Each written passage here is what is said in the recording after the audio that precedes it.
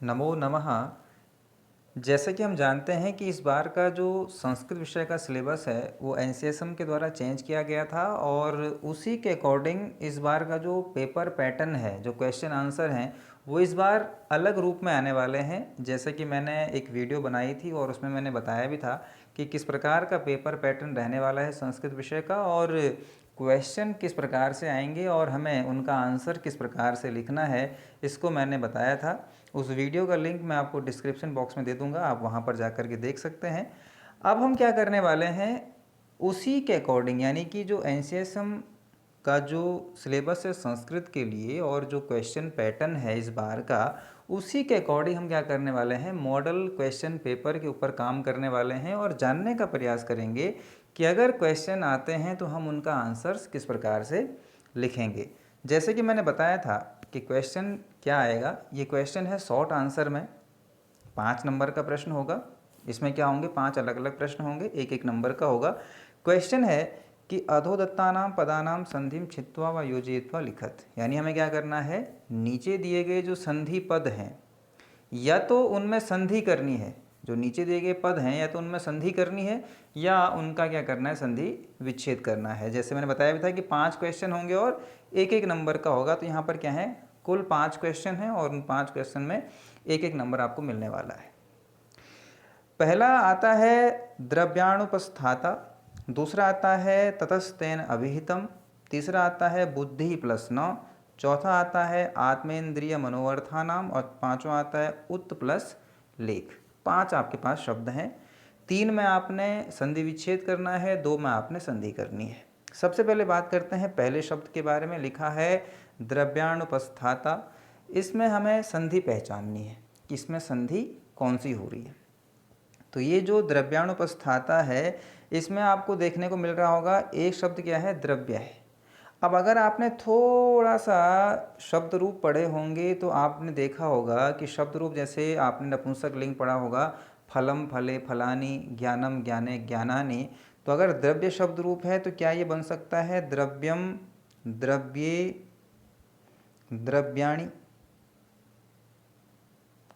अगर ये द्रव्याणि शब्द रूप है, क्योंकि यहाँ पर आप देख पा रहे हो द्रव्या भी आ रखा है, आधा नौ भी आ रखा है, बस ई की मात्रा नहीं है, ई की मात्रा हट चुकी है। अब अगर ई की मात्रा हट चुकी है तो आपने कोई ऐसी संधि पढ़ी थी जिसमें आगे वाले शब्द में ई होता है, पीछे कोई और स्वर आता है तो वहाँ पर चेंज हो जाता है। तो आपने बिल्कुल पढ़ी है यण संधि, जहाँ पर ई के बाद कोई और स्वर वर्ण आए तो उसको क्या करते हैं, यो कर देते हैं।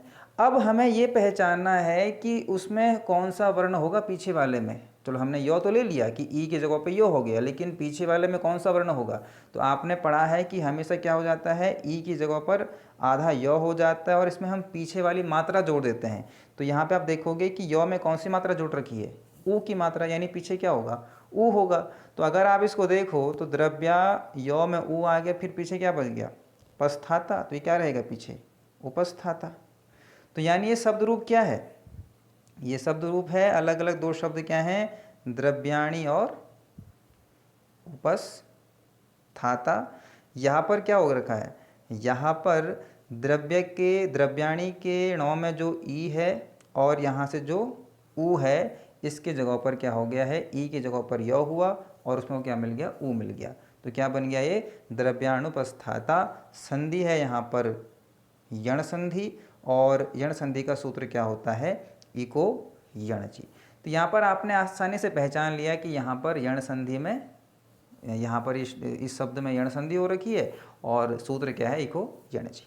आपने इसी प्रकार से फिर इसको लिखना भी है, पहले आप इसका संधि विच्छेद करेंगे, फिर यहाँ पे लिखेंगे यण संधि, फिर लिखेंगे सूत्र इको यणचि, फिर थोड़ा डिफाइन कर सकते हैं कि इक स्थाने यण स्यात्, यानी कि जब एक प्रत्याहार आगे होता है तो उसके स्थान पर अगर पीछे कोई भी स्वर वर्ण आए तो वहाँ पर यण हो जाता है, यण यानी कि य व र ल। इस प्रकार से आप इसको कर देंगे। सेकंड आता है कि ततस्तेन अभिहितम, क्या लिखा है, ततस्तेन अभिहितम।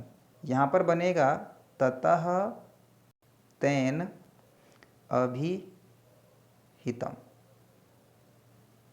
अगर देखेंगे तो ततस में क्या हो गया, विसर्ग था, विसर्ग को सौ हो गया। आपको पता होना चाहिए कि सौ हमेशा कब होता है, विसर्ग संधि में ही सौ हो जाता है। और यहाँ पर यही वाला सौ क्यों हो रखा है, दंत सौ, क्योंकि पीछे क्या था, तो था। आप देखोगे मैंने ये तैन कैसे पहचाना होगा, तो आपने पढ़ा होगा रामेण फलेन तृतीया का एक वचन, तो हमेशा तैन कहाँ रहता है, इसी प्रकार से रहता है। इसमें क्या रहता है, हर्ष और रहता है। लेकिन यहाँ पे क्या हो रखा है, आ की मात्रा आ रखी है, यानी कि जब भी आगे अ होगा या पीछे अ या आ जाएगा, वहाँ पे क्या कर लेंगे, दीर्घ संधि करके आ कर लेंगे। तो मैंने यहाँ पे इसलिए क्या पहचान पाया कि यहाँ पर जब तैन में नौ में अ है तो पीछे भी क्या होगा, अ होगा, तो वो क्या हो जाएगा, तैना हो जाएगा। अच्छा, कुछ लोग क्या कर लेंगे यहाँ पर, इसको ये इस प्रकार के अ को देख के मान लेंगे कि यहाँ पर पूर्व रूप संधि हो रखी है। लेकिन हमेशा एक बात ध्यान रखें, पूर्व रूप संधि हमेशा तभी होगी जब आगे क्या होगा, या तो ओ होगा या फिर ए होगा, या तो ओ की मात्रा या फिर ए की मात्रा होगी, तभी जा कर के पूर्व संधि होगी। अगर आगे आपको आ की मात्रा दिख रही है तो कभी भी क्या नहीं करना है, पूर्व संधि उसको नहीं मानना है, उसको क्या मानना है, हमेशा दीर्घ संधि ही मानना है। तो यहाँ पर दो प्रकार की संधि है, एक तो है विसर्ग संधि। विसर्ग संधि में क्या हो रखा है कि विसर्ग को क्या हो गया, सौ हो गया। सूत्र आता है खरवसानयो विसर्जनीय यस्य सह, विसर्ग संधि का सूत्र ये हो जाएगा। और दूसरी संधि है तेन प्लस अभिहितम में दीर्घ संधि, यहाँ पे सूत्र आ जाएगा अकह सवर्णे दीर्घ। तो आपने यहाँ पर दोनों को बता कर के संधि, पहले संधि विच्छेद करना है, फिर दोनों ही संधि को बताकर उसके सूत्र को लिखना है। अगला आता है तीसरा बुद्धि प्लस नौ। यहाँ पर क्या होगी, विसर्ग संधि हो जाएगी। यहाँ पर जो बुद्धि के धौ में ये विसर्ग आया, पीछे नौ आएगा, तो यहाँ पर इसका रूप बनेगा बुद्धिर न, इस प्रकार से। अब आप कहोगे यहाँ पर विसर्ग को क्या हुआ, तो यहाँ पर विसर्ग को क्या हो गया है, र हो गया है। विसर्ग को देखना हमेशा र कब होगा, जब अ या फिर आ की मात्रा छोड़ करके कोई और अन्य मात्रा होगी, ई होगा, ऊ होगा, तब तब विसर्ग को क्या हो जाता है, र हो जाता है। जैसे मैंने आपको आगे बताया कि ततः प्लस तैन में हमने क्या कहा कि विसर्ग को सौ हो गया। वहाँ विसर्ग को सौ क्यों हुआ, क्योंकि तता वाले तो में क्या था, अ था, इसीलिए यहाँ पर विसर्ग को सौ हुआ। बट यहाँ पे क्या है, बुद्धिर नौ वाले में जो बुद्धि शब्द है, इसके धी में कौन सी मात्रा है, ई की मात्रा, यानी ई के बाद अगर विसर्ग आएगा और अगर यहाँ पर अगर आप संधि करोगे किसी भी शब्द के साथ में, तो वहाँ पर विसर्ग क्या हो जाएगा, र हो जाएगा। र कैसा रहेगा, आधा र रहेगा। इसका सूत्र आता है सस जुसो रू, सूत्र क्या आता है, सस जुशो रू, ठीक है। तो यहाँ पर विसर्ग संधि हो जाएगी। अगला आता है चौथा शब्द है कि आत्मेंद्रिय मनोअर्थानाम। इसमें क्या होगा, शब्द बनेगा आत्म प्लस इंद्रिय। अब आपको यहाँ पे पढ़ के ही मालूम चल रहा होगा कि यहाँ पे क्या लिखा है, आत्म इंद्रिय और साथ में मनो अर्थानाम। अब यहाँ पे समझेंगे, आत्म और इंद्रिय, आत्म के मौ में क्या है, अ है, पीछे ई है, अ प्लस ई क्या हो जाता है, हमेशा ए हो जाता है, ठीक है। तो संधि कौन सी हो जाएगी, संधि हो जाएगी यहाँ पर गुण संधि, सूत्र है आद गुणा, ठीक है। पीछे था मनो अर्थानाम, मनो अर्थानाम में क्या होगा, मनः प्लस अर्थानाम, ठीक है। यहाँ पर क्या हो जाएगा, इस विसर्ग को क्या हो जाएगा, इस विसर्ग को यहाँ पर ओ की मात्रा हो जाएगी, ठीक है।